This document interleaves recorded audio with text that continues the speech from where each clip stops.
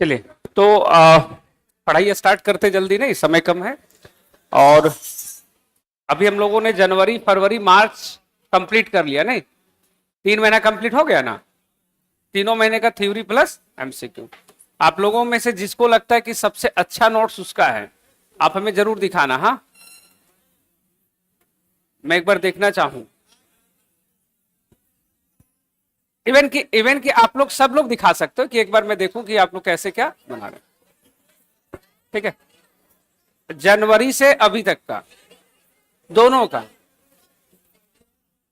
MCQ में subsidiary notes बनाते होगे ना। देखो ऐसे जैसे बनाइए,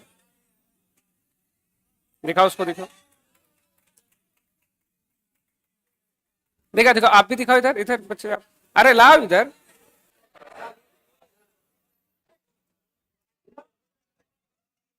देखो बहुत सुंदर बनाया है ये।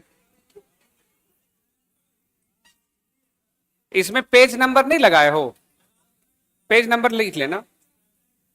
पेज नंबर नहीं लिखोगे बाद में दिक्कत होगी।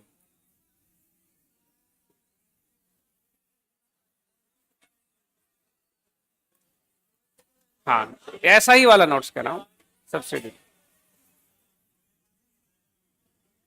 चलो तो मुझे एक बार सब लोग अपना दिखा सकते हो, मैं बताऊंगा उसमें और क्या कर सकते।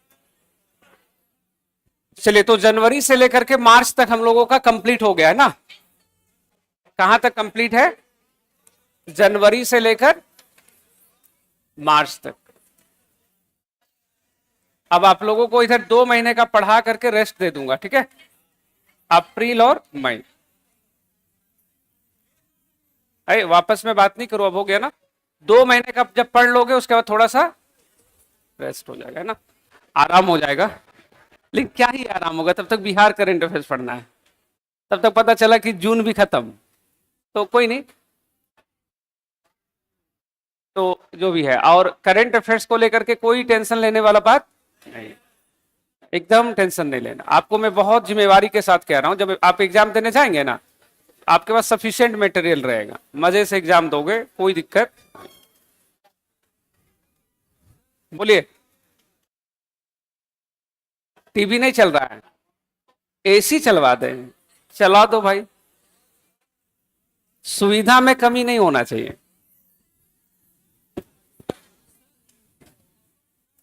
मेरा पूरा नाम क्यों जानोगे? मेरे जिसको जानना तो लोग जान गया, छोड़ दो।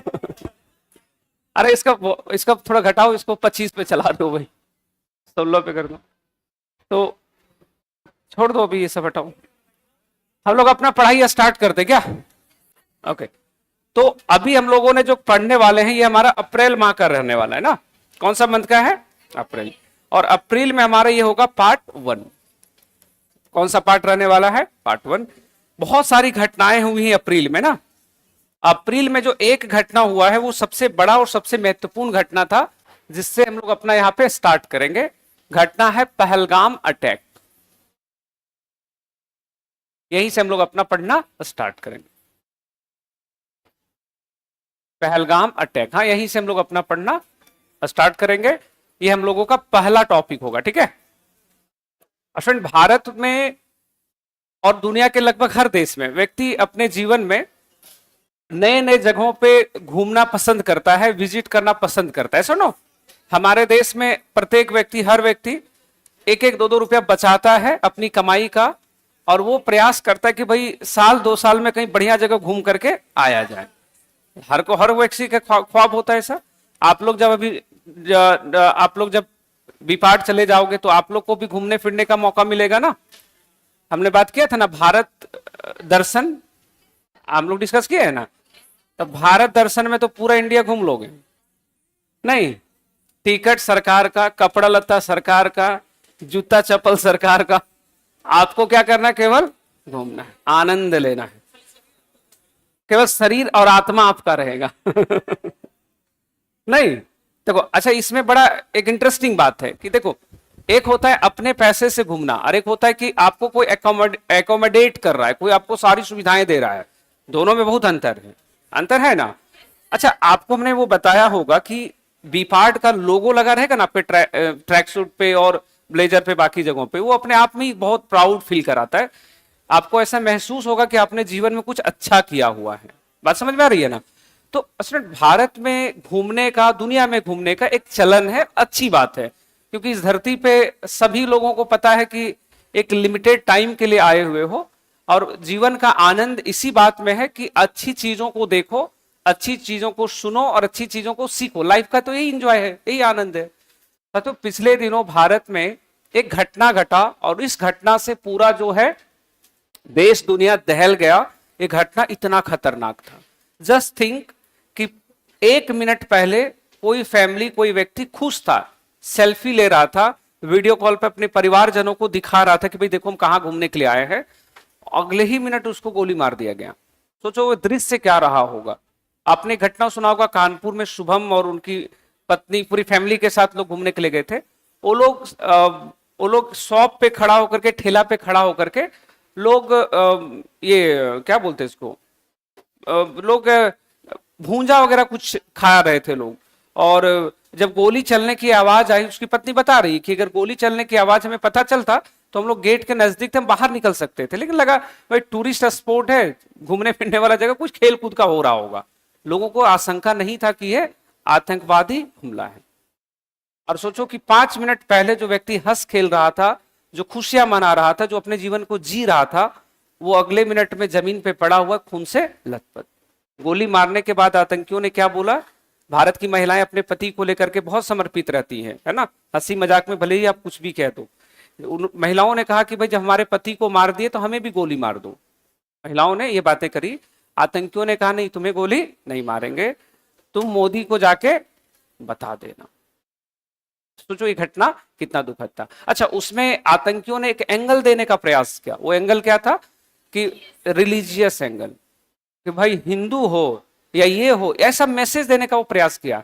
उनका कोशिश ये था कि हम ऐसा जब करेंगे तो भारत में सांप्रदायिकता जो है वो भड़केगी, जो इंडिया के अंदर जो कम्युनल राइट्स है वो बढ़ेंगे। ये कौन प्रयास कर रहा है? आतंकी प्रयास कर रहे हैं। तो भारत खैर बड़ा देश है और भारत में लोग बहुत ही समझदार है इस मामले को लेकर के। हमारे यहाँ तो हिंदू मुसलमान और सिख ईसाई का तो कोई भेद ही नहीं है, ऐसा ना। आप अपने बेंच पे बैठते हो, आपको पता है कौन धर्म का है। अच्छा, धर्म का दूसरा है तो आपको कोई दिक्कत है क्या? नहीं भाई, हम लोग तो खुशी से, हम लोग तो और अच्छे से बात करते, एक दूसरे को अपने से उसको समझते हैं। क्योंकि हम लोग को, हमारा जो संविधान है, भारत की जो संस्कृति है, वो क्या सिखाता? मिलजुल कर रहना, एक दूसरे का सहयोग करना। और हम लोगों ने, हमारे देश के अंदर ये जो हमारे देश की संस्कृति, उसका महत्वपूर्ण हिस्सा है। तो ये सारे मामले हम लोगों ने पिछले दिनों देखा।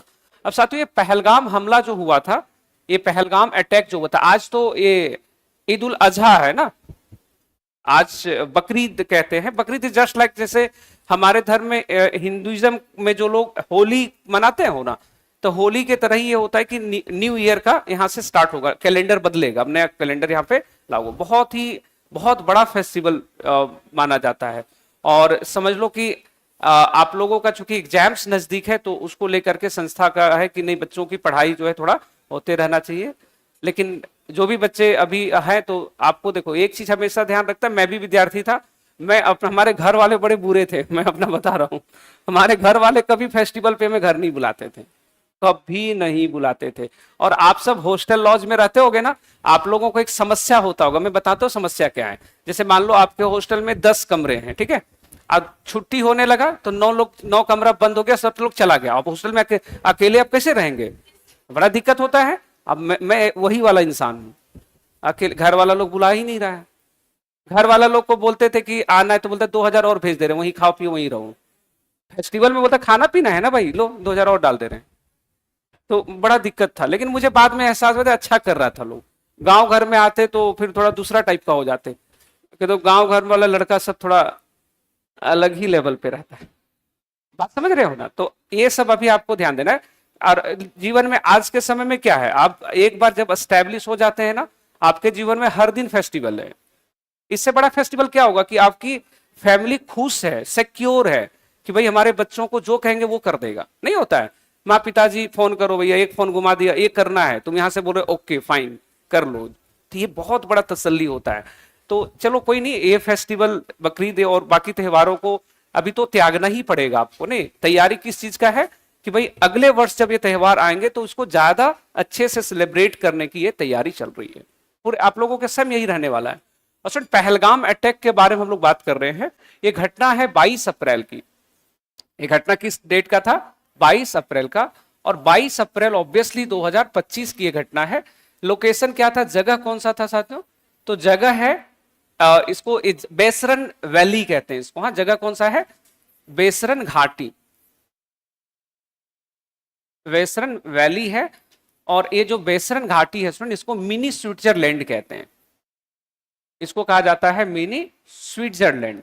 मतलब आप अगर पहलगाम घूमने के लिए गए हो तो वहां पे आपको लोग जरूर कहेंगे कि भाई एक बार मिनी स्विट्जरलैंड होकर के आ जाओ। तो मिनी स्विट्जरलैंड बेसिकली किसको बोलते हैं? बेसरन घाटी को। घाटी है, घाटी अब समझते ही हो ना, पहाड़ है, बहुत सारे उसमें जो है पेड़ है और उसमें लोग घूमते हैं। भाई इधर से लोग हम लोग जाओ तो काफी अच्छा लगता है। तो ये सारी चीजें 22 अप्रैल की ये घटना है। जगह कौन सा था? बेसरन घाटी। पहलगाम में ये अटैक हुआ। सचो जब पहलगाम का अटैक हुआ तो भारत सरकार ने, गवर्नमेंट ऑफ इंडिया ने अपने जो डिप्लोमेटिक स्ट्रैटेजी था, जो भारत सरकार की कूटनीतिक जो रणनीति था, उसमें सरकार ने कुछ बदलाव किया। और वो बदलाव क्या था उसके बारे में हम लोग थोड़ा सा बात करेंगे। आपको ज्ञात होगा मोदी जी सऊदी अरब की यात्रा पे गए हुए थे, नहीं? और सऊदी अरब की यात्रा से वो इंस्टेंटली सुबह में पहुंच गए। अगले दिन 23 तारीख की मॉर्निंग में मोदी जी वापस कहां थे? अपने देश में। तो बेसिकली हम लोग ये पढ़ेंगे कि पहलगाम अटैक के बाद गवर्नमेंट ऑफ इंडिया ने क्या स्टेप्स लिए थे। ठीक है, उसको हम लोग यहां पे लिखेंगे। तो आप एक लाइन लिख लेना कि हमला के बाद भारत सरकार के हमला के बाद भारत सरकार के कूटनीतिक बदलाव निम्न थे। लिख लेना कि diplomatic changes after the attack, diplomatic changes after the attack. Dash दे करके लिख लेना क्या क्या चेंजेस आए थे, डैश दे के क्या क्या बदलाव आया था। बच्चे आप सभी ने पढ़ा था, क्या क्या बदलाव आया था बताओगे तो एक बार? सबसे पहला क्या था कि इंडस जो वाटर ट्रीटी था, गवर्नमेंट ने उसको क्या कर दिया? उसको पोस्टपोन्ड कर दिया। तो पहला लाइन लिखोगे कि सिंधु जल संधि 1960, एक एक करके पहला पॉइंट आप लिख रहे हो, ये सिंधु जल संधि 1960 पर रोक लगा दी। इसको लिख लेना कि स्टॉप ऑन, स्टॉप ना कर दिया, इसको रोक दिया ना, स्टॉप ऑन या पोस्टपोन, सस्पेंशन एग्जैक्ट वर्ड होगा, suspension of Indus water treaty 1960, 1960। ये सिंधु जल समझौता किस वर्ष का था? 1960 का। उसको क्या कर दिया गया? उसको सस्पेंड कर दिया गया, उसको रोक लगा दिया। पहला ये चेंज आया हमारा। दूसरा सरकार ने क्या स्टेप्स लिए भाई? दूसरा लिखना अटारी इंटीग्रेटेड, हिंदी इंग्लिश दोनों सेम नाम रहेगा, लिखोगे अटारी इंटीग्रेटेड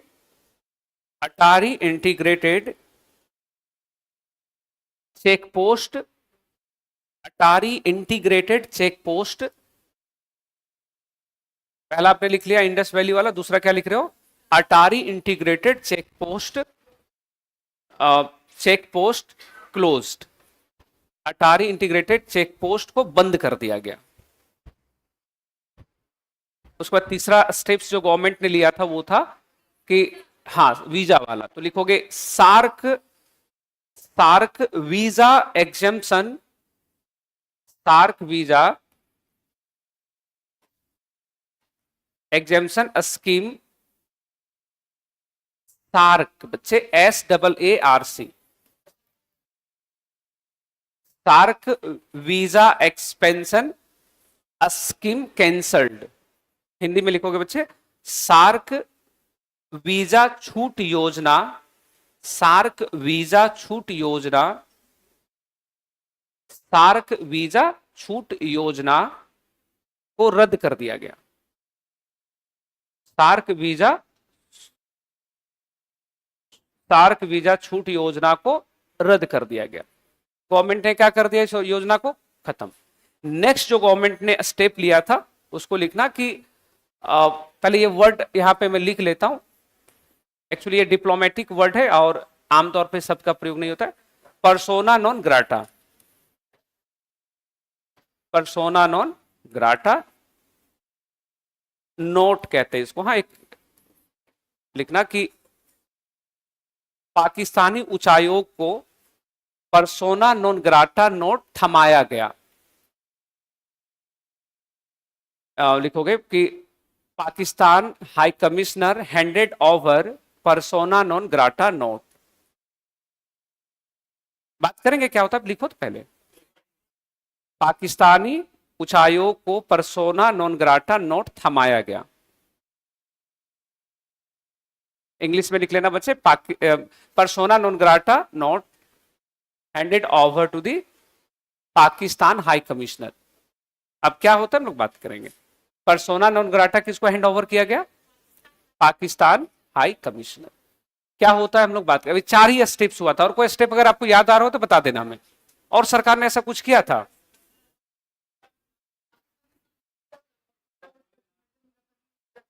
तो वही वाला तो लिखे हो, सार्क वीजा पॉलिसी रद्द कर दिया गया है। और कुछ याद करो नहीं। अच्छा, उसका डाउट करो। बच्चे सुनाई नहीं दे रहा, अरे बोलो।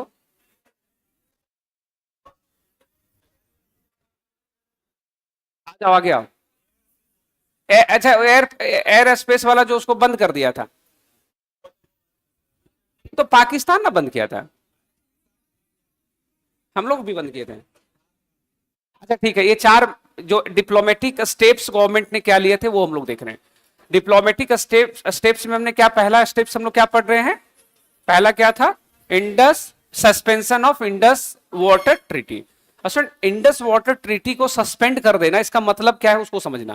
देखो, नदी का बहाव को तो आप नहीं रोक सकते, नदी को कंट्रोल कर पाओगे, रिवर को नहीं। एक्चुअली होता क्या है, होता यह है कि जब उस ट्रीटी को सस्पेंड कर दिया गया, इसका मतलब यह हुआ, इसका मतलब हुआ कि जो रेगुलर कम्युनिकेशन होता है कि भाई अभी सिंधु जल संधि, सिंधु नदी में या उसकी जो ट्रिब्यूटरीज हैं उसमें अभी कितना वाटर है, या कितना वाटर को अभी छोड़ना है, कितना नहीं छोड़ना है, वो बेसिकली क्या होता है, ट्रीटी के अकॉर्डिंग एक दूसरे देशों में रेगुलर कम्युनिकेशन होता है। तो उसको सस्पेंड कर दिया गया। इसका मतलब यह हुआ कि भारत सरकार अब उसमें जो रेगुलर बातचीत कर रहा था पाकिस्तान से, वो बातचीत नहीं होगा। बात समझ में आ रही है ना। और आपने इवन की देखा होगा, जब भारत अटैक कर रहा था तो अटैक 2 तरफ से हो रहा था। ऊपर से तो ड्रोन और मिसाइल अटैक हो रहा था, और नीचे से जितनी भी नदियां थी, सिंधु नदी जो था उसका जल को छोड़ दिया गया था। अब मतलब पाकिस्तान में सायरन बज रहा है, अब आदमी समझ में ये नहीं पा रहा है कि ये सायरन बाढ़ का है या मिसाइल उसाइल कुछ गिरने वाला है। तो इंडिया उसमें क्या हुआ कि इंफॉर्मेशन नहीं दिए, पानी बंद कर दिए, जब मन करे छोड़ दो, जब मन करे नहीं छोड़ो। बेसिकली सस्पेंशन का मतलब यही हुआ। बात समझ में आ रही है ना। उसका दूसरा हम लोग फिर इसमें क्या नोट कर रहे थे, अटारी इंटीग्रेटेड चेक पोस्ट को क्लोज कर दिया गया। स्टूडेंट, आपने फिल्मों में भी देखा है, इवन ये जो गदर जो फिल्म, गदर है ना, गदर जो फिल्म है, कई सारी फिल्में बनी है। एक तो वो फिल्म बना था ना वीर जारा, उसमें भी वो जो स्टेशन दिखा रहा है, नहीं, 2 पल का ख्वाबों का कारवां। ये जो मूवी, वो तो आपको बेसिकली क्या है, अटारी चेक पोस्ट जो है, वो चेक पोस्ट बेसिकली इंडिया और पाकिस्तान के बीच में, वहां से लोग आने जाने के लिए भी उसका प्रयोग करते हैं, और वहां पे वस्तुओं का एक्सपोर्ट इंपोर्ट का भी सेंटर है वो अटारी, जो आपने चेक पोस्ट सेंटर लिखा है। मतलब वहां से बस से चलता है, आप इंडिया के बस से अटारी बॉर्डर जाओ, और फिर अटारी बॉर्डर उस पार चले जाओ, रोड क्रॉस करके वहां बस पकड़ो, जिधर जाना है पाकिस्तान में वहां चले जाओ। तो उस बॉर्डर को क्या कर दिया गया, क्लोज। वो बॉर्डर अभी एक्टिव नहीं है। उस पर नेक्स्ट वर्ड हम लोग फिर क्या लिखे थे, SAARC visa exemption scheme cancelled. SAARC visa जो एग्जेम्पशन है, बेसिकली देखो, एक तो सार्क को पढ़ने का कोई लॉजिक नहीं है, सबसे पहली बात तो ये। सार्क संस्था बना, खत्म हो गया, 2014 के बाद इसका दोबारा कोई मीटिंग नहीं हुआ है। 2014 लास्ट मीटिंग हुआ था। तो गवर्नमेंट फिर भी क्या करती है कि जो साउथ एशियन नेशंस हैं, दक्षिण एशियाई देश जो हैं, उनको वीजा में ना एक छूट देती है, एक एग्जेम्पशन देती है, और उस छूट में पाकिस्तान भी आता है। तो गवर्नमेंट ने क्या किया, गवर्नमेंट ने उसको कैंसिल कर दिया कि अब कोई वीजा में छूट हम नहीं देने वाले हैं, इंक्लूडिंग पाकिस्तान और बाकी लोगों को। तो वो भी हम लोगों ने समझ लिया। और नेक्स्ट वर्ड हम लोग क्या पढ़े हैं कि गवर्नमेंट ऑफ इंडिया ने हैंड ओवर किया है पर्सोना नॉन ग्राटा नोट। तो पर्सोना नॉन ग्राटा नोट होता क्या है, इसको समझने का प्रयास करिएगा, ठीक है। देखो पर्सोना नॉन ग्राटा का मतलब ये होता है, एक डिप्लोमेटिक वर्ड है ये नोट, जब कोई गवर्नमेंट किसी एम्बेसी को या किसी हाई कमिश्नरी को देती है, इसका मतलब हुआ कि गवर्नमेंट कहती है कि आप अपने जो नंबर ऑफ डिप्लोमेट्स हैं उसकी संख्या को रिड्यूस कर दो। वापस से समझना मैं क्या कह रहा हूं, जो राजनयिकों की संख्या है, नंबर ऑफ डिप्लोमेट्स हैं, उसको क्या कर दो, घटा दो। ये पर्सोना नॉन ग्राटा वही है। और ये बात आपको यहां पे जानकारी रखना होगा कि देखो किसी भी देश में, जैसे भारत का हाई कमिश्नरी कहां है, पाकिस्तान में, पाकिस्तान का हाई कमिश्नरी कहां पे, भारत में। तो हाई कमिश्नरी में कितने स्टाफ होंगे ये तय करता वो देश। भारत जितना स्टाफ बोलेगा पाकिस्तान उतना ही रख सकता है, उससे ज्यादा वो नहीं रख सकता, ये नियम होता है। और नियम ये भी होता है वियना कन्वेंशन के अकॉर्डिंग कि आप उस हाई कमिश्नरी जो क्षेत्र है वहां जो भी स्टाफ काम कर रहा है, भले उसके ऊपर कितना भी संगीन आरोप क्यों ना हो, आप उसको गिरफ्तार नहीं कर सकते जब तक वो आपके देश में है। अभी आपने सुना होगा, ये क्या नाम है एक लड़की का, वो ब्लॉगर जो पकड़ाई है, क्या नाम था उसका, अरे पॉपुलर हो जाएगी बोल देंगे तो, और चलो चलो कुछ भी है, समझ रहे हो। तो उसमें क्या है, अम्बेसडर जो थे ना, उनके साथ उनका जो भी चल रहा था, देखना उस अम्बेसडर को इंडिया ने गिरफ्तार नहीं किया, नियम ही नहीं है, आप गिरफ्तार नहीं कर सकते। तो इंडिया ने किसको हैंड ओवर किया है, पर्सोना नॉन ग्राटा नोट हमने किसको दिया, पाकिस्तान को।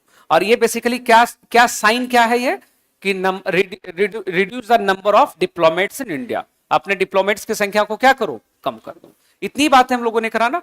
तो अब आपके एग्जाम्स में ऐसी ये सब सारी बातें होंगी कि बताओ इंडिया के डिप्लोमेटिक पॉलिसी में क्या क्या बदलाव आया। तो ये सारे बदलाव हम लोगों ने नोटिस किया यहाँ पे, ठीक है।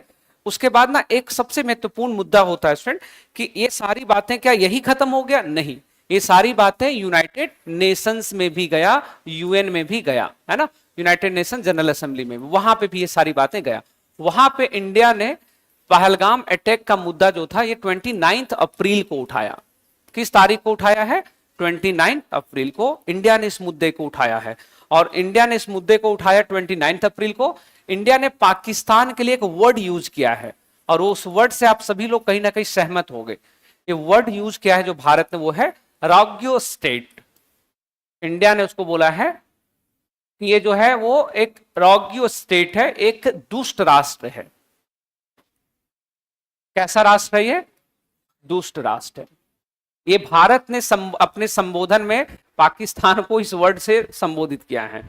तो पूछा जाता है कि ये रॉग्यो स्टेट या दुष्ट राष्ट्र किसको कहते हैं, तो स्टूडेंट दुष्ट राष्ट्र उसे कहते हैं जो अंतरराष्ट्रीय नियमों का पालन नहीं करता है, जो इंटरनेशनल नॉर्म्स लॉ को बार बार वायलेट करता है, अंतरराष्ट्रीय नियमों का बार बार उल्लंघन करता है। तो हो सकता है एग्जाम में क्वेश्चन आए कि यूनाइटेड नेशंस में भारत ने पाकिस्तान को क्या कहकर संबोधित किया है, तो क्या बोला है वहां पे, दुष्ट राष्ट्र।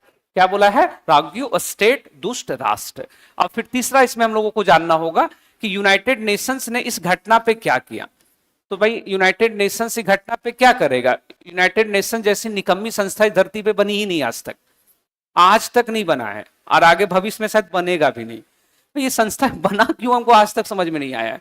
भाई यूनाइटेड नेशंस के रहते हुए यूक्रेन को रसिया मार रहा है बेहतरीन तरीके से, यूनाइटेड नेशंस के रहते हुए गजा की हालत इतनी बुरी हो गई है कि आप वहां कोई हॉस्पिटल, कोई स्कूल, कुछ नहीं देखा जा रहा। आप देख रहे हो, आप एक बार यूट्यूब पे जाकर देखना कि गजा की क्या हालत है। मान लो एक शहर है और वो पूरा डेजर्ट हो गया है, पूरा शहर को बर्बाद कर दिया गया है।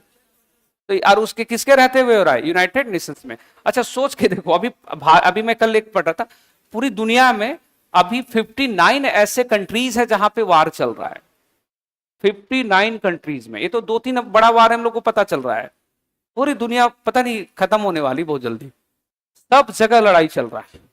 तो ये किसके रहते हुए हो रहा है, यूनाइटेड ने। और यूनाइटेड नेशन पता है क्या बोलता है, इस घटना के बाद यूनाइटेड नेशन ने इसको कंडेम किया है। इसको क्या बोला है यूनाइटेड नेशन ने, कि हम इसकी कड़ी निंदा करते हैं। अरे भाई तुम्हारी निंदा का क्या किया है हम, हमारे यहाँ 26 लोग मर गया, लोग डरे हुए हैं, जम्मू कश्मीर जाना चाहते हैं लेकिन कैसे जाएंगे लोग। और ये पाकिस्तान लगातार इस तरह की हरकतें कर रहा है ना। इवन मैं भी प्लानिंग कर रहा था अभी रैंकर्स बैच चल रहा था ना, तो मेरा एकदम फुल प्लान था, रैंकर्स बैच खत्म होगा आराम से थोड़ा छुट्टी मना, मैं एकदम प्लानिंग था। अब उसी बीच में एक घटना घट गया। तो सोचो क्या है, अभी करंट अफेयर्स कौन पढ़ाता आपको, बाल बल बच। तो इसमें ना आप यूनाइटेड नेशन आपने लिखा है ना, तो ये बातें लिखना है। इंडिया ने इस मैटर को यूनाइटेड नेशन में कब लेके गया?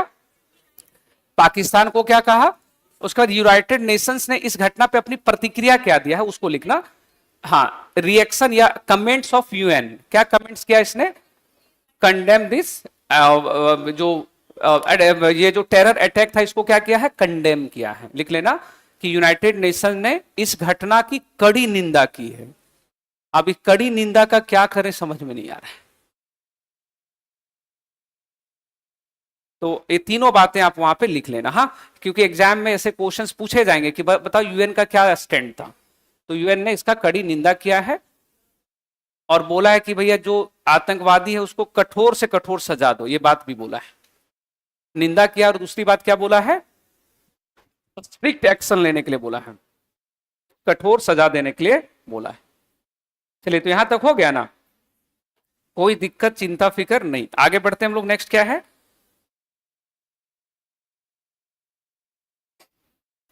क्या उधर भी कोई दुष्ट है क्या? जो वायलेशन करेगा वो होता है। चलिए, यहां तक हम लोग देख लिए। अच्छा, अभी पाकिस्तान को पता है, ये लोग इतना है, सोचो कि अभी पाकिस्तान में अभी उसके पास डेवलपमेंट के लिए कितना काम होना चाहिए था, तो पता है आतंकवादी और ये सारी चीजों में लगा हुआ है। अगला हम लोग पढ़ेंगे, नेक्स्ट टॉपिक है world first renewable energy powered capital. कहां बन रहा है, क्यों बन रहा है, सारी बातें। हाँ, तो सुन, ये कैपिटल जो बन रहा है ये है पटना में, है ना? कहां पे, कौन सा है? हाँ, अमरावती। कौन सा ये? Amaravati. Obviously Amaravati capital of Andhra Pradesh, Andhra Pradesh की राजधानी।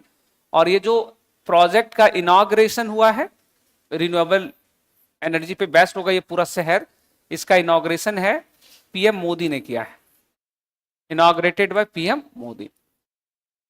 पीएम मोदी के द्वारा इसका इनॉग्रेशन हुआ है। साथियों, ये जो अमरावती शहर है, अमरावती शहर, ये पूरा शहर लगभग 217 किलोमीटर स्क्वायर क्षेत्रफल में फैला होगा। और इस शहर में लगभग इसके डेवलपमेंट पे 65,000 करोड़ रुपए खर्च होंगे। 65,000 करोड़ रुपीज इसमें खर्च होगा। और जो रिन्यूएबल एनर्जी का प्रोडक्शन होगा, वो प्रोडक्शन का अमाउंट रहने वाला है, जो टारगेटेड अमाउंट है, इट्स 2700 मेगावाट। इतना एनर्जी का, रिन्यूएबल एनर्जी का यहाँ पे प्रोडक्शन होगा। और इसका लक्ष्य है इस शहर का कार्बन न्यूट्रल सिटी बनने का, कार्बन तटस्थ शहर बनने का। और ये कार्बन न्यूट्रल सिटी बन जाएगा, इसका टारगेट ईयर है 2050 का, 2050 का। तो ये अपना ये लोग टारगेट लेके चल रहा है। और ऐसे आम भाषा में अगर आपसे कभी क्वेश्चन पूछा जाए कि अमरावती जो है किस नदी के किनारे है, तो आप सबने बच्चे ज्योग्राफी के अंदर ये सब पढ़े हुए हो। कौन सा नदी? कृष्णा नदी। अभी आप लोगों का ज्योग्राफी के अंदर ना, मैं देखता हूँ क्वेश्चन पूछता है, बड़ा डिफिकल्ट क्वेश्चन होता है, पूछ देता है स्टेट वाला रिवर्स के नाम पूछ देता है।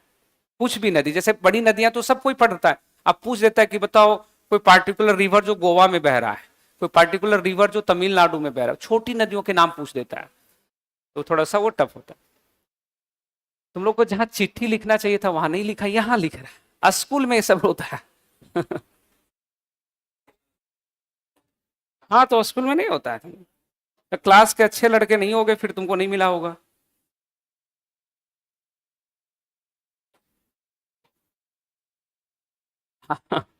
इंटरनेशनल मुद्रा आईएमएफ के प्रणाली में पाक के खिलाफ कुछ एक्शन हुआ है, ये पूछ रहे। क्वेश्चन मार्क दिए हो कि फुल स्टॉप लगाए हो?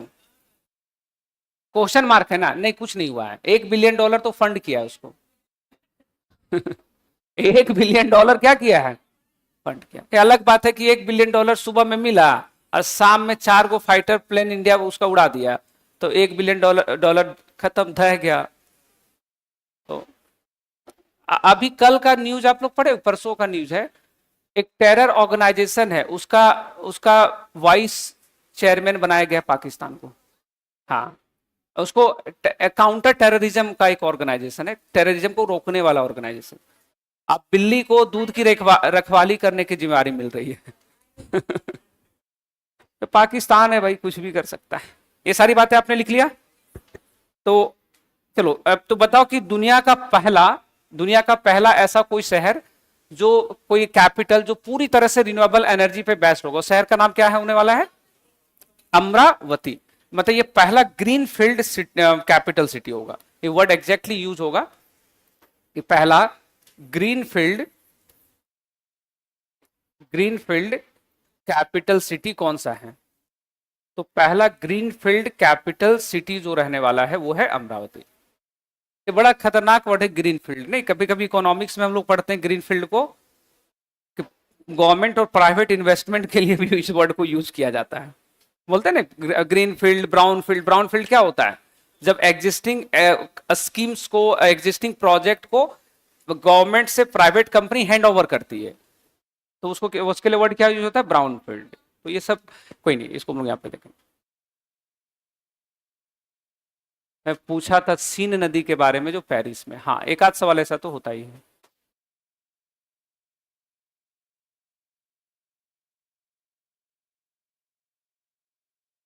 चलिए, तो यहां तक हो गया ना बालक, आगे बढ़े। चलो आगे बढ़ते हैं। नेक्स्ट नेक्स्ट नेक्स्ट नेक्स्ट है prime minister visit to Saudi Arab. PM कहां गए थे भाई?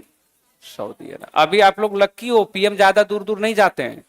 नया नया आए थे ना 2014 में, तो खूब घूमते थे। अब बच्चा सब परेशान, यूपीएससी और सिविल सर्विसेज वाला।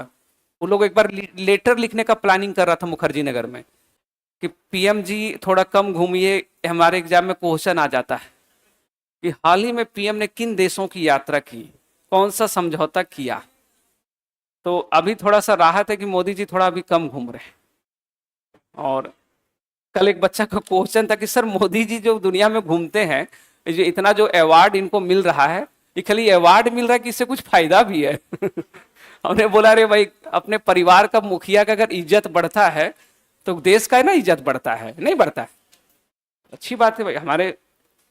चलो, तो प्राइम मिनिस्टर कहां पे विजिट किए थे अभी? सऊदी अरब में। कहां पे विजिट किए थे? सऊदी अरब में।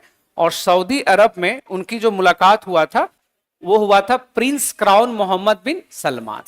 तो आप ना इनका नाम लिख लेना, बड़ा लंबा नाम है बट लिखना होगा।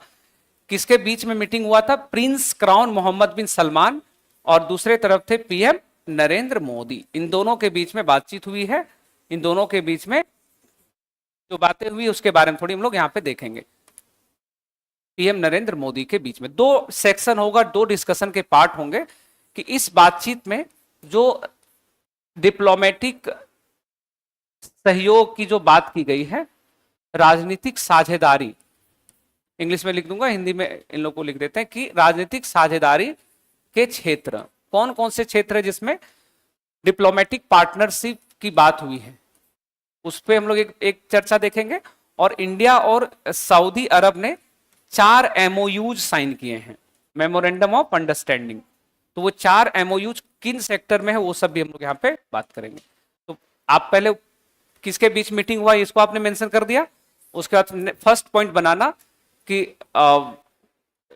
लिखना कि Saudi and India announce diplomatic cooperation in following sectors. मैं वापस से रिपीट कर देता हूं कि लिखना कि Saudi and India announce diplomatic cooperation in following sector. India and Saudi announce diplomatic cooperation in following sector.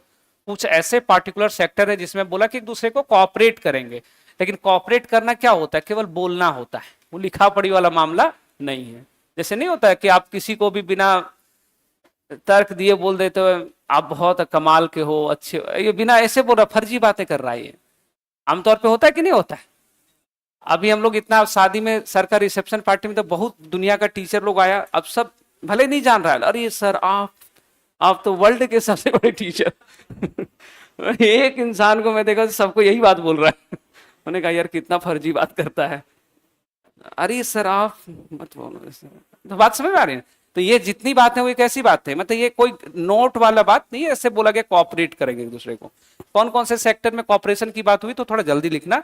लिखोगे एनर्जी, डिफेंस, ट्रेड, जल्दी से बच्चे। एनर्जी, डिफेंस, ट्रेड, ऊर्जा, रक्षा, व्यापार, एनर्जी, डिफेंस, ट्रेड। ऊर्जा, रक्षा, व्यापार। उसके बाद है निवेश, इन्वेस्टमेंट, निवेश, प्रौद्योगिकी, टेक्नोलॉजी, इन्वेस्टमेंट के बाद टेक्नोलॉजी, टेक्नोलॉजी के बाद है कल्चर, संस्कृति, संस्कृति। उसके बाद एक और लिखोगे IMEC, हम लोगों ने बात किया हुआ ऑलरेडी, IMEC, IMEC। अगर नहीं याद होगा सामने लिख लो, मैं जल्दी से लेकिन बोलूंगा मैं। India middle east economic corridor, India middle east economic corridor, India middle east economic corridor. ये सारे ऐसे क्षेत्र है जहां पे कॉपरेशन की बात हुई है, जहां पे बोला कि भाई मिलकर काम करेंगे, सहयोग करेंगे। ये बातें हो गई ना। अब नेक्स्ट है कि आप अगला पॉइंट लिखना कि दोनों देशों ने 4 MOUs पे हस्ताक्षर किए हैं। Both country sign following 4 MOUs। दोनों देशों ने, अगला पॉइंट करके लिखोगे ये वाला, दोनों देशों ने 4 MOUs पे हस्ताक्षर किए हैं। Both country sign 4 MOUs। अब ये MOUs किस किस क्षेत्र में है तो हम लोग यहां पे इसके बारे में बात करेंगे। जैसे एक क्षेत्र है स्पेस टेक्नोलॉजी, एक कौन सा है, अंतरिक्ष प्रौद्योगिकी में। दूसरा है स्वास्थ्य, हेल्थ सेक्टर में। उसके बाद तीसरा जो है स्टूडेंट वो है स्वास्थ्य के अलावा जो तीसरा जो इनका MOU हुआ था वो है एंटी डोपिंग मामले में, anti doping, anti doping, Hindi English दोनों में यही शब्द रहेगा। उसके बाद नेक्स्ट है trade and investment, trade and investment,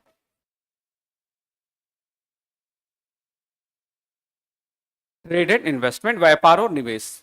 ये 4 ऐसे क्षेत्र हैं जहां पे MOU साइन हुआ है। अब ये सारी चीजें जो है अभी आप लोग करंट अफेयर्स को लेकर के कि मेंस का कंटेंट कैसे बनाएंगे उसको लेके टेंशन में रहते होगे थोड़ा सा, क्योंकि GS वगैरह में तो चलो GS भी तो फिर पढ़ोगे ही पढ़ोगे, ऐसा थोड़ी कितना ही से हो गया। तो मैं आपको बता देता हूं, एश्योर कर देता हूं, ध्यान से मेरी बात सुनना। स्टूडेंट आपको नेशनल करंट अफेयर्स के अंदर लगभग मैं 30 टॉपिक दूंगा मेंस के लिए, ठीक है।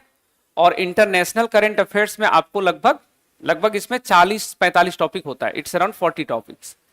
और 30 और 40 लगभग 70-75 टॉपिक प्रिपेयर करके पूरा दूंगा, टॉपिक उसका कंटेंट दोनों दे दूंगा, मॉडल क्वेश्चंस आंसर सब क्लास में डिस्कस कर दूंगा। इस बार भी दिया हूं आपको, अभी तो कम दिए थे, इसमें 25 क्वेश्चन 25 टॉपिक था मात्र, ओनली 25। और इसी में से आपका मेंस में सारा क्वेश्चन आएगा, मेंस में सारा क्वेश्चन इसी से आएगा। बजा लो अपने लिए भाई ताली, क्या है तुम लोग टेंशन नहीं।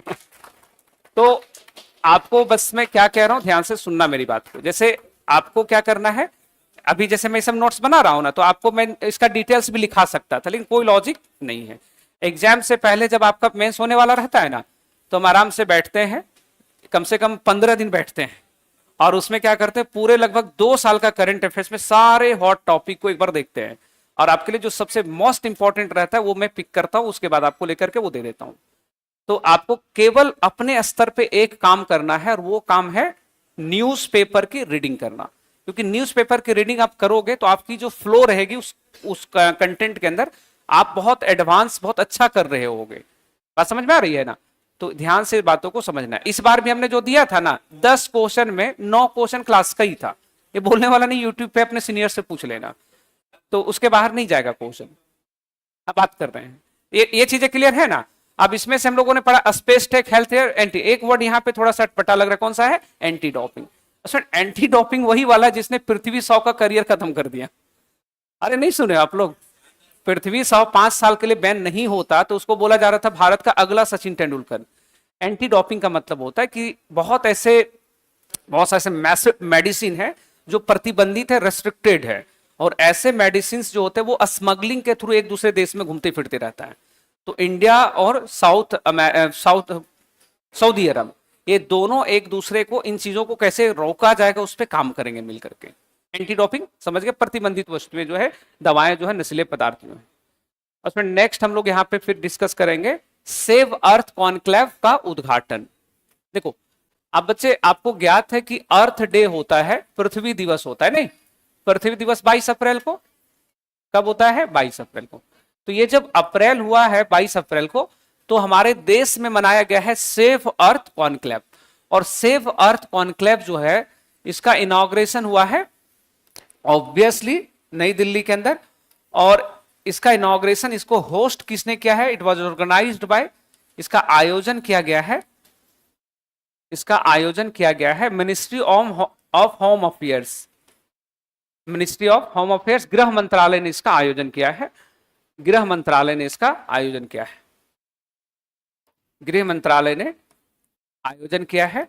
एग्जाम में आपसे बार बार सवाल पूछे जाएंगे कि बताओ what was the theme of this conclave, इसका थीम क्या था? तो स्टूडेंट इसका थीम था आवर पावर आवर प्लैनेट, हमारी शक्ति हमारा ग्रह, हमारी शक्ति हमारा ग्रह। तो ये इसका थीम था, आवर पावर आवर प्लैनेट। तो इसको हम लोग यहाँ पे देखेंगे कितने देशों ने इसमें पार्टिसिपेट किया था। तो इसमें लगभग 40 प्लस देशों ने भाग लिया, 40 plus countries participated in this conclave. Participate करने वाले, भाग लेने वाले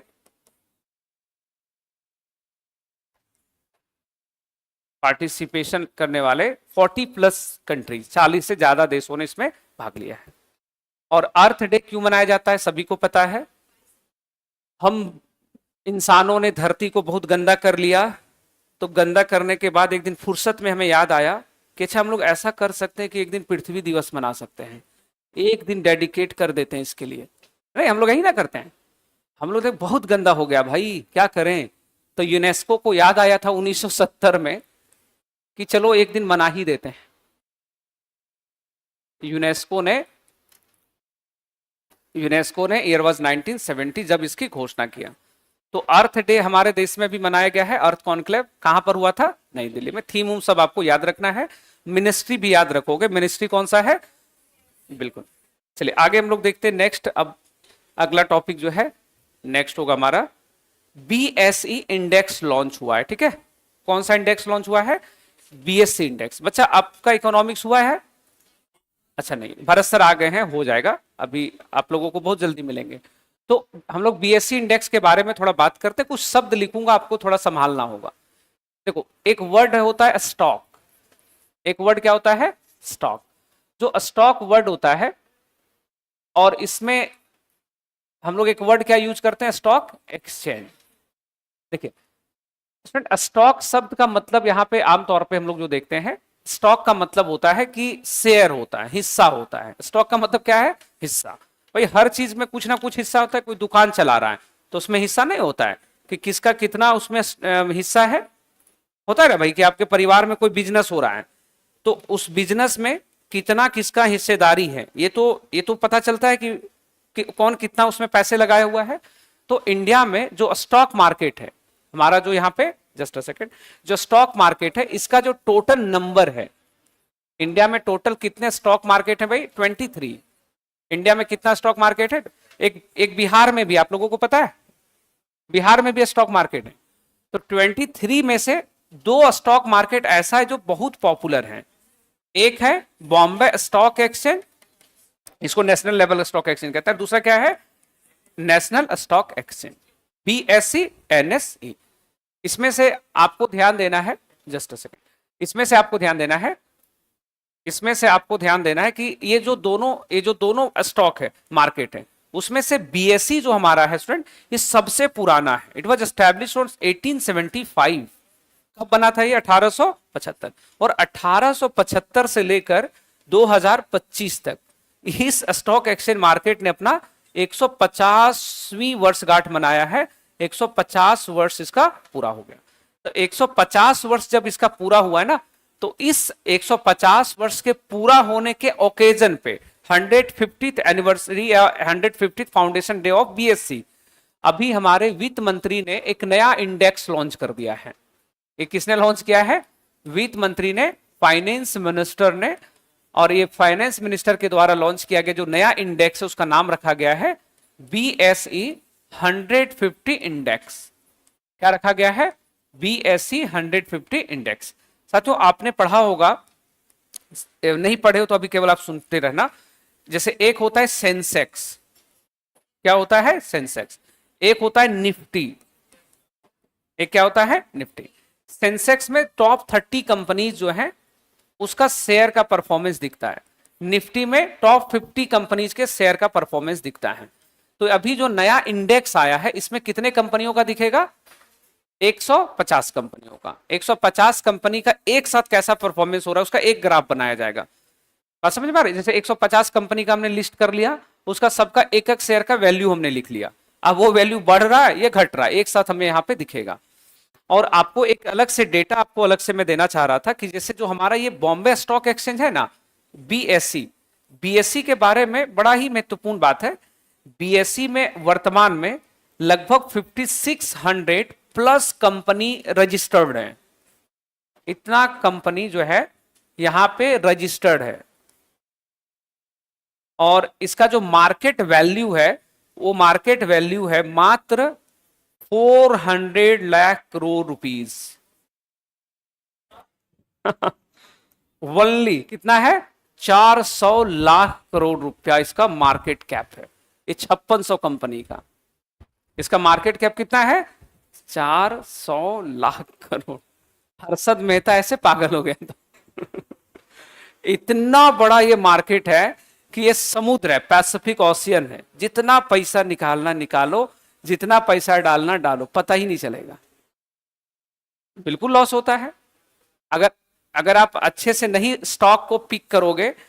ये शेयर मार्केट में आप सब भविष्य में, अभी अपना पैसा होगा तब करना, माँ पिताजी के पैसा सब में नहीं लगा दीजिएगा। दो बातों का हमेशा, जितना भी आदमी शेयर मार्केट में इन्वेस्ट करता है उन सभी लोगों का सबसे पहला काम होता है न्यूज़पेपर का रीडिंग करना। और न्यूज़पेपर रीडिंग तो चलो फिर भी पुराना है, क्योंकि शेयर मार्केट में न्यूज़पेपर आज पढ़ोगे, घटना तो कल ही घट गया। और शेयर मार्केट बहुत सेंसिटिव होता है, एक नेगेटिव या पॉजिटिव न्यूज आया, शेयर का दाम बढ़ेगा या शेयर का दाम घटेगा, एक खबर आने के तुरंत बाद। तो शेयर मार्केट में दो ही लोग चलते हैं, जिसके पास सब्र हो, सब्र मतलब पेशेंस, और जिसके पास खबर हो, इंफॉर्मेशन हो।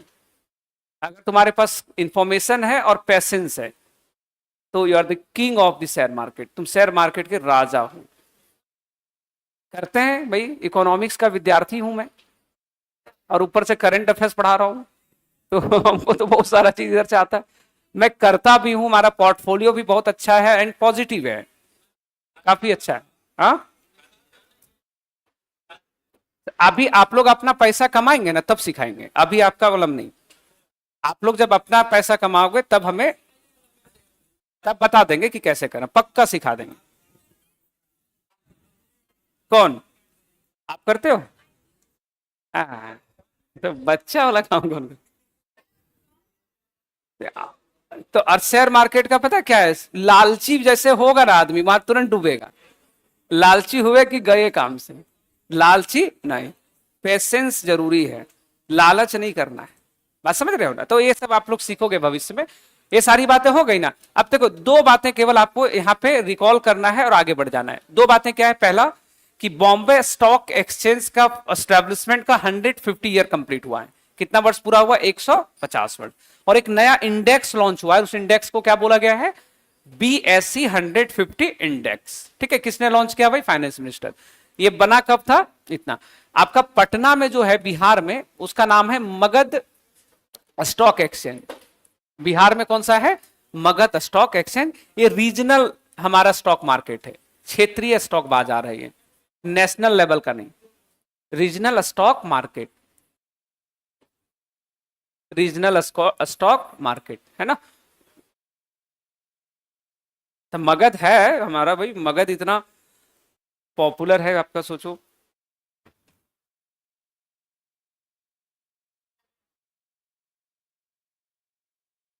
एग्जैक्ट ईयर मुझे नहीं याद है, ऑब्वियसली बहुत पुराना है।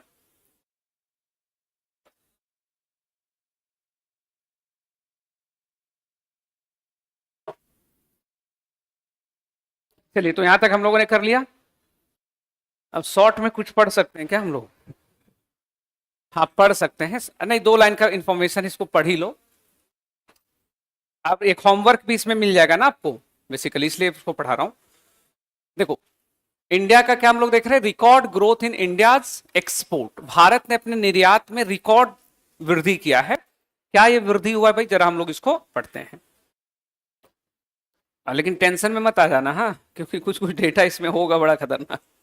देखो, हमारा जो एक्सपोर्ट वैल्यू है टोटल, वो है 82093 बिलियन डॉलर। ये हम लोग कौन सा वैल्यू देख रहे हैं भाई, मैं यहां लिख देता हूं, निर्यात मूल्य, एक्सपोर्ट वैल्यू, एक्सपोर्ट वैल्यू, निर्यात मूल्य। हम लोग पूरी दुनिया को जो वस्तु बेच रहे हैं वो इतने वस्तु हमने बेचा। क्योंकि हमने बोला रिकॉर्ड वृद्धि हुआ है, तो रिकॉर्ड वृद्धि ये है कि हमने इसमें 5.5% का इंक्रीमेंट इसमें हम लोगों ने रिकॉर्ड करा है। दूसरा है साथियों कि हम लोगों का इसमें से एक होता है कि देखो, इसमें तो दोनों वैल्यू शामिल है, इसमें तो दोनों तरह का एक्सपोर्ट शामिल है ना, गुड्स का भी एक्सपोर्ट शामिल है एंड सर्विसेज का भी है। तो देखो, सबसे ज्यादा इंपॉर्टेंट माना जाता है गुड्स का एक्सपोर्ट को, क्योंकि सर्विसेज का एक्सपोर्ट करना थोड़ा दिक्कत वाली बात है। तो जानना होगा कि भाई कितना पैसा हम लोग सर्विसेज में एक्सपोर्ट करते हैं, कितना गुड्स में। गुड्स का अगर कोई व्यापार कर रहा है तो वो सबसे बेस्ट होता है।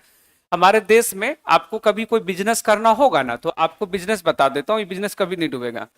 पोटैटो, टमाटर, आलू बेचो, चावल बेचो, चीनी बेचो, मैदा बेचो, आटा बेचो, कभी खत्म नहीं होगा, आराम से चलेगा, फील्ड रहोगे, नो प्रॉब्लम। अरे मार खाएगा, क्या बोल रहा है, अरेस्ट हो जाओगे इधर से ही। तो ये चीज है। अब इसमें ना एक डेटा हम लोग यहाँ पे देख लेंगे, वो डेटा होगा कि हमारा सर्विस सेक्टर का एक्सपोर्ट कितना है, सर्विस सेक्टर का, ठीक है।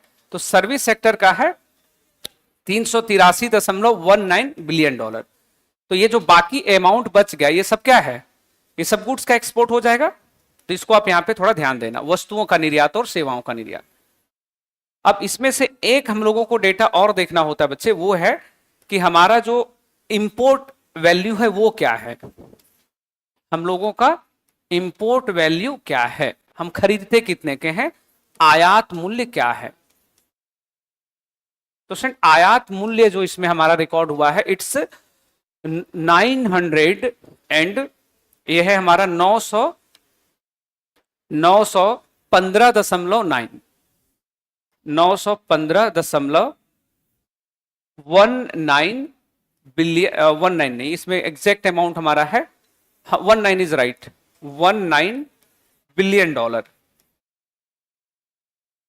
तो हम लोग ऑब्वियसली डेफिसिट में होंगे, घाटे में होंगे, होंगे ना, तो माइनस करके अपना घाटा लिख लो, डेफिसिट है ये, डेफिसिट जो भी आएगा इसको घटा दीजिए, इधर वो डेफिसिट हो जाएगा। लगभग कितना आ जाएगा, 80 और इधर से 95 अप्रोक्स ना, 95 बिलियन समथिंग। तो ये इतना का हमारा लगभग घाटा है। और अभी आप लोगों का एक होमवर्क है, ये होमवर्क क्या है उसको ध्यान से आप समझना, ठीक है। आपके बीपीएससी के अंदर एक क्वेश्चन हर वर्ष पूछा जाता है, वही आपको मैं होमवर्क दे रहा हूं। जो अभी आपको मैं बता रहा हूं, आपके एग्जाम में हर वर्ष एक सवाल आता है। जल्दी से लिख लो जो मैं पॉइंट्स बोल रहा हूं। लिखोगे India's biggest trade partner, Bharat के प्रमुख व्यापारिक साझेदार, इंडियाज बिगेस्ट ट्रेड पार्टनर्स,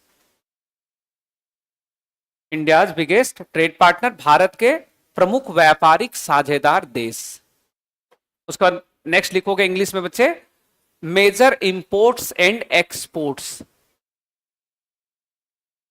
प्रमुख व्यापारिक साझेदार में क्या वर्ड यूज किए थे, biggest trade partner, India's biggest trade partners, हो गया, India's biggest trade partner. Next point लिखोगे, मेजर एक्सपोर्ट्स एंड इंपोर्ट्स, मुख्य आयात और निर्यात, मुख्य आयात और निर्यात। ब्रैकेट में लिखना कंट्रीज एंड गुड्स, ब्रैकेट में लिखना वस्तु और देश, वस्तु और देश। नेक्स्ट क्लास में जब मैं मिलूंगा ना, तो आप लोगों के कॉपी में ये सब लिखा रहना चाहिए। क्या रहना चाहिए मैं बता देता हूं, एक दो ठो। जैसे भारत का सबसे बड़ा ट्रेड पार्टनर कौन है, बिगेस्ट ट्रेड पार्टनर कौन है, यूएसए है, तो आप क्या करना, कम से कम टॉप 3 लिख लेना, ठीक है, 1 2 3। उसके बाद फिर दूसरा आपको हमने बोला है कि इंडिया का मेन एक्सपोर्ट डेस्टिनेशन कौन सा है, भारत किन देशों को अपनी वस्तु बेचता है, टॉप 5 लिख लेना, जो भी 5 देश होंगे। फिर आपको एक डेटा लिखना होगा कि इंडिया किन देशों से वस्तु खरीदता है, इंडिया कौन सी वस्तु सबसे ज्यादा बेचता है, कौन सी वस्तु सबसे ज्यादा खरीदता है। अगर आप पीवाईक्यू देखे होंगे तो आप क्या बताओ, मैं इससे सवाल आया है या नहीं आया है? बीपीएससी हर साल एक प्रश्न यहां से जरूर पूछती है, पिछले साल भी पूछी है, तो आप लोग ये होमवर्क कर लोगे यहाँ पे, है ना। उसके बाद नेक्स्ट क्लास में हम लोग अगली टॉपिक पे चर्चा करेंगे, और नेक्स्ट टॉपिक हमारा रहने वाला है inflation in India at the lowest level in 6 years। Student, आपको ये जान करके आश्चर्य होगा कि भारत में जहां एक तरफ हम लोग बोलते थे महंगाई बढ़ रहा है, अभी इंडिया में महंगाई सबसे निचले स्तर पे है। और अभी कल की घटना आपको पता है कि कल आरबीआई ने क्या किया है, अपना रेपो रेट जो लगातार घटाया है। कहां इसका रेपो रेट हुआ करता था 6.50 एंड नाउ इट्स 5.50। अब इसके पीछे कहानी क्या है, वही क्यों घटा रहा है? सिर्फ एक वजह है कि ग्लोबल रिसेशन का स्थिति बन रहा है और इंडिया की इकोनॉमी पहले से प्रिपेयर रहना चाह रही है कि हमारे देश में डिमांड घटे नहीं तो फिर कहीं चाइना वाला हाल हुआ तो गड़बड़ हो जाएगा। चाइना में इन्फ्लेशन नेगेटिव में है, हमारे देश में हम लोग अभी पढ़ोगे ना कि हम लोग पढ़ोगे कि इंडिया में इन्फ्लेशन का रेट है +3.43%, हमारे देश में महंगाई लगभग 3.5% से बढ़ रहा है।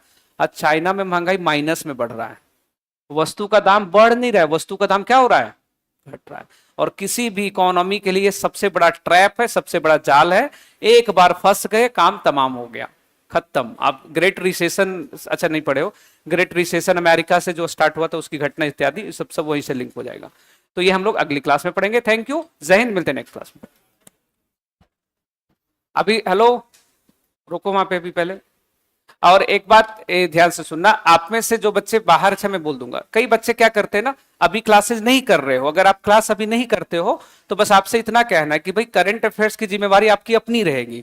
अब फिर अगले बार मुझे बहुत मासूमियत के साथ नहीं मिला, सर पिछले बार आपका क्लास नहीं करते थे, इस बार एग्जाम देना, क्या करें? तो हम बोलेंगे हम आपको नहीं पहचानते हैं।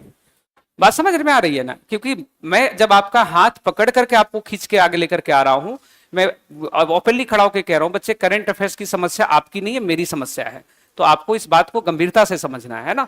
तो बाद में कोई एक्सक्यूजेस नहीं चलेंगे, और आमतौर पे ऐसी गलतियां पहले भी लोगों ने करा है, अब बाद में आकर के सॉरी बोलता है, तो सॉरी खुद को ही बोलना पड़ेगा लास्ट में, है ना। हमें सॉरी बोलने से कोई मतलब नहीं होगा। थैंक यू बच्चे, मिलते हैं अगली क्लास में।